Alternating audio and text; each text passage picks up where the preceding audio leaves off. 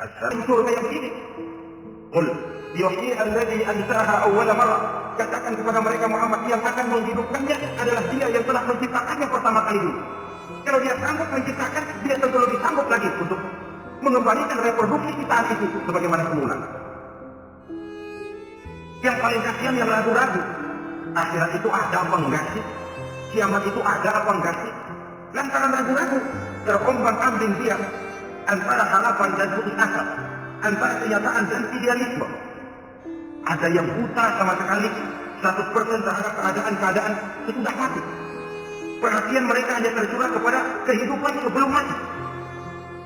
Yang mereka perhatikan siang dan malam tidak lebih daripada urusan perut. Pergi pagi pulang sore, peras keringat, banting tulang. Cuma soal makan, soal minum, soal pakaian, soal kendaraan, soal rumah tangga, soal anak, soal istri. Untuk memikirkan meningkatkan kebudayaan, politik, sosial, ekonomi. Kadang-kadang kurang tidur, kurang istirahat, berkeliaran ke sana kemari ke tempat yang jauh-jauh. Sampai-sampai kadang-kadang terkena stres, penyakit darah tinggi, ginjal, lever, untuk memikirkan hal-hal yang semata-mata karena dunia saja. Lantas boleh jadi mereka mendapatkan kekayaan yang berlimpah ruah, mendapatkan kedudukan yang tinggi, nama yang semerbak, dikenal orang di barat dan di timur, di utara dan di selatan. Tetapi alangkah kecewanya mereka jikalau datang ajal menjemput nyawa, mati mereka, meninggalkan harta yang banyak, nama yang masyhur. Mereka disebut dengan jasa-jasanya. Radio memberitakan, TV menyiarkan, koran-koran memuat, bahkan nama mereka kadang-kadang dikenal 2-3 tahun setelah wafatnya. Tetapi dalam pada itu, roh mereka merintih, mengeluh, menderita, karena dilemparkan oleh Allah ke tempat-tempat yang kotor, penyesalan yang sudah tidak akan ada gunanya lagi. Saudara-saudara kaum muslimin rahimakumullah, oleh karena itu kehidupan akhirat bukanlah dongeng dan tahayul, bukan khurafat dan khayalan. Kehidupan akhirat, hari kiamat adalah kebenaran dan kepastian. Dalam surah Al-Hajj ayat ke-7, Allah Subhanahu wa taala menyatakan, "Wa anna as-sa'ata atiyatun la raiba fiha, wa anna Allah yab'atsu man fil qubur." Dan bahwasanya kiamat itu sesungguhnya adalah sesuatu yang pasti dan tidak ada keraguan-raguan lagi di dalamnya. Dan bahwasanya Allah sungguh-sungguh akan membangkitkan manusia dari kuburnya masing-masing. Nah, kalau kita sudah yakin kiamat sesuatu yang pasti adanya, akhirat sesuatu yang pasti adanya, dari mana pembicaraan tentang kiamat ini kita mulai? Tentu dari diri kita. Marilah kita mencoba melihat proses perjalanan hidup ini sampai kita memasuki kiamat.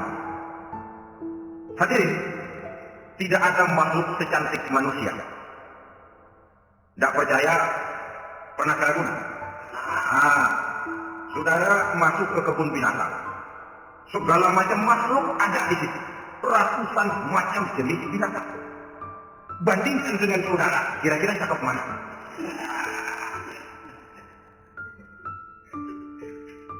Dari seluruh makhluk yang diciptakan Allah itu, manusia fi ahsani taqwim, dalam bentuk yang paling sempurna, sejak susunan biologis sampai kemampuan berpikir. Biologis kita ya Allah, diciptakan kita begini rupa, diberikan 2 kaki untuk berjalan, 2 tangan untuk bekerja, diberikan 2 mata, dua-duanya di depan. Pernah saudara mikir kalau mata kita yang satu di depan, yang satu di belakang? Rasanya nggak laku kacamata. Diberikan hidung dengan 2 lubang, tahu betul Allah ke bawah lagi lubangnya. Coba pikir kalau lubang hidung kita menghadap ke atas, aduh kalau musim hujan repot ya kayak gitu. Laqad khalaqnal insana fi ahsani taqwim. Sungguh telah kami ciptakan manusia dalam bentuk kejadian yang paling sempurna ketimbang makhluk-makhluk Allah lainnya. Nah, kesempurnaan manusia ini oleh karena hidupnya terdiri dari 2 unsur pokok.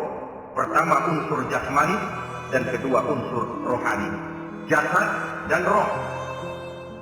Jasad yang terlihat sekarang ini, potongan saudara yang dijedok di depan saya ini jasad saudara. Ini yang berasal dari mati makanan yang dimakan oleh bapak ibu kita. Lalu hasil kerjasama yang baik antara ibu dengan bapak, terwujudlah kita.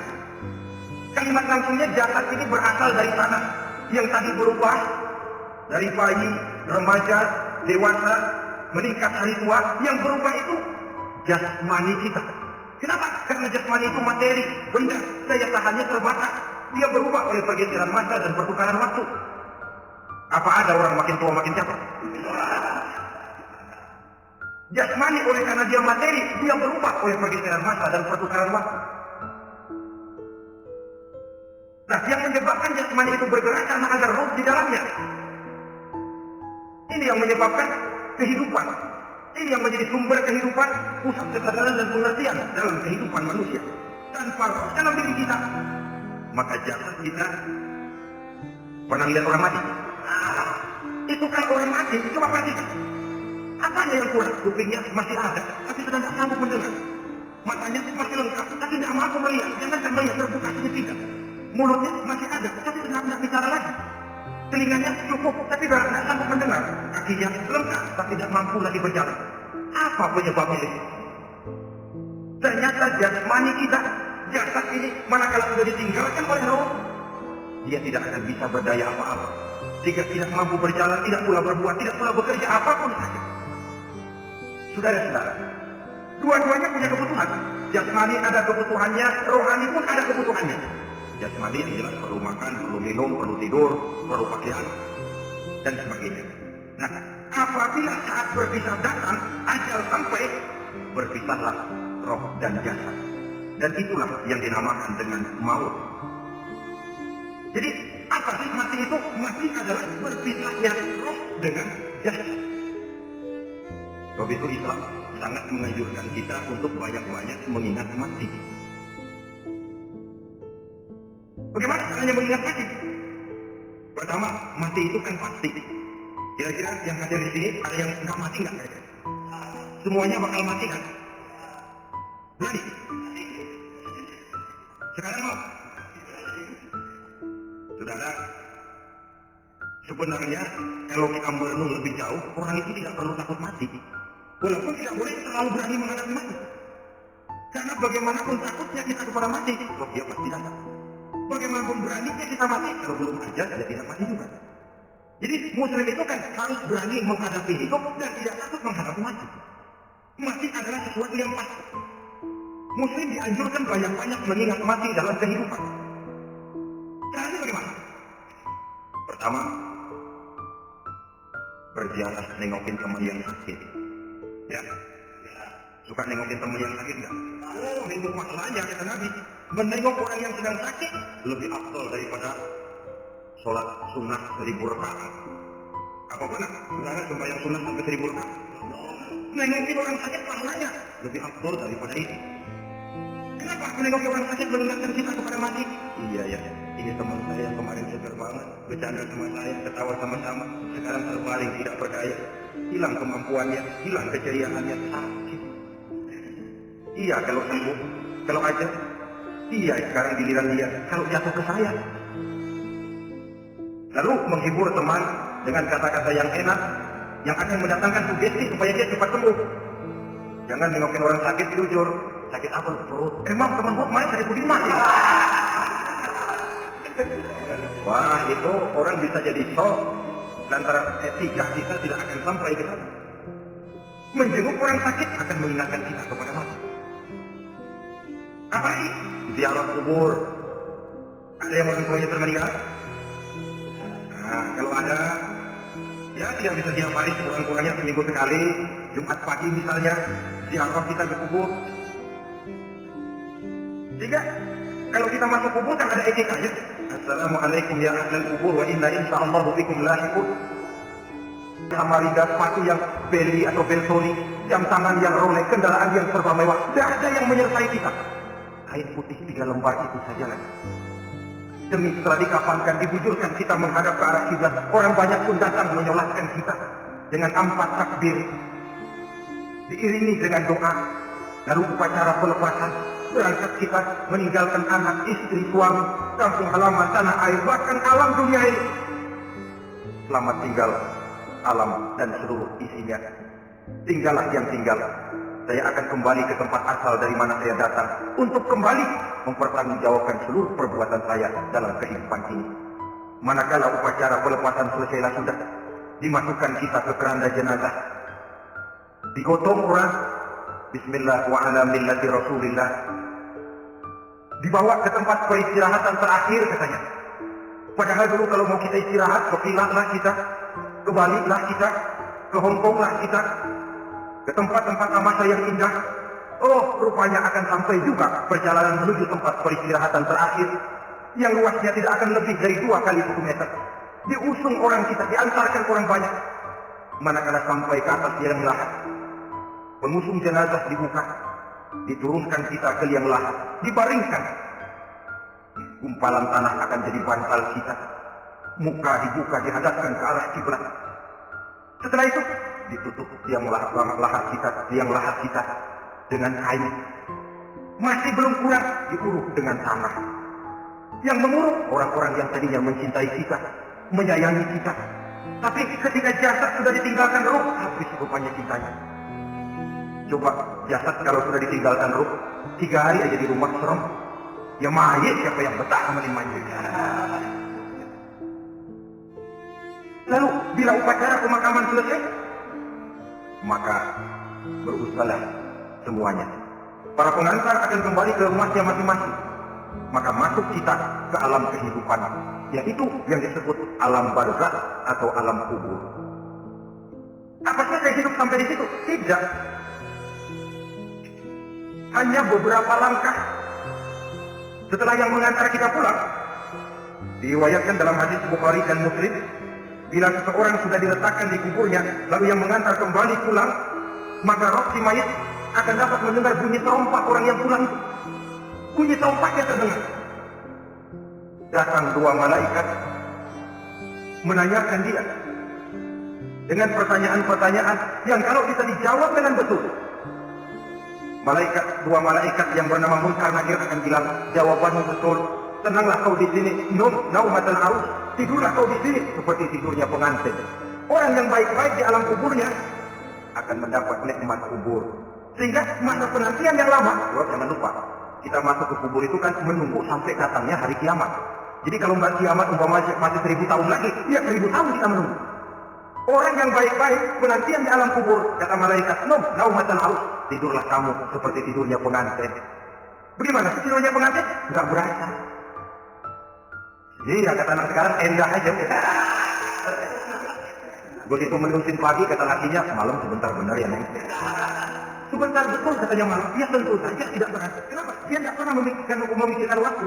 Terbawa oleh kenikmatan dan kelezatan yang dirasakannya dalam kehidupan.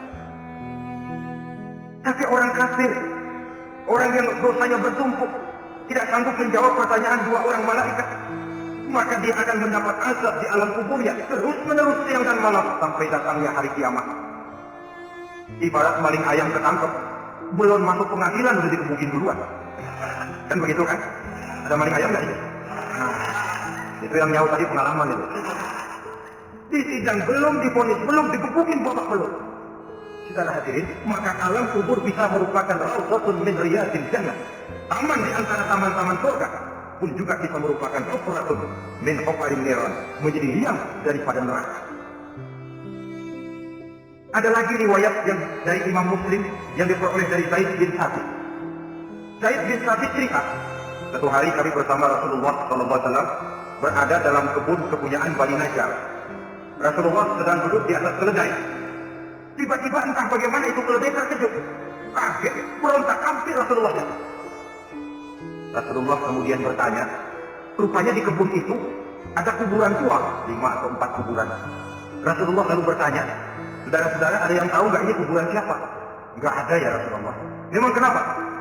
Ini penghuni kuburnya lagi disiksa oleh Allah.